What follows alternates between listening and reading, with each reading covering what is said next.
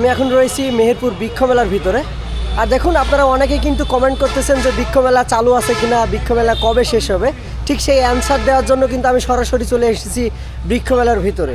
আর আমি এখন যে নার্সারির সামনে দাঁড়িয়ে আছি, এটা হচ্ছে ফাতেমা নার্সারি। আর এখানে প্রচুর পরিমাণে গাছ ছিল, এখন গাছ কিন্তু ফাঁকা হয়ে গেছে যেহেতু বৃক্ষ মেলা প্রায় শেষ।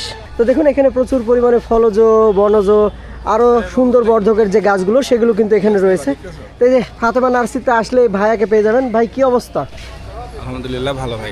ওই আপনারা যারা ভাবতেছেন যে বৃক্ষমেলা শেষ হয়ে গেছে, আসলে বৃক্ষমেলা মূলত আগামী রবিবার পর্যন্ত রানিং আছে। তো আপনাদের প্রয়োজনীয় যে সকল ফলজ বা বনজ বা ঔষধি ফুলের চারা গাছের দরকার, তারা অতি শীঘ্রই চলে আসুন আমাদের স্টলে। আমাদের ফাতেমা নার্সারিতে সব রকম চারা পাবেন এবং চারার গুণগত মানও খুব ভালো ভাই। তো সম্মানিত ভিউয়ার্স, আমি আপনাদেরকে একটু বলে দিই। আপনারা হয়তো ভাবতেছেন যে বৃক্ষমেলা শেষ হয়ে গেছে, কিন্তু না, বৃক্ষমেলা এখনও চালু রয়েছে আগামী রবিবার সন্ধ্যা পর্যন্ত।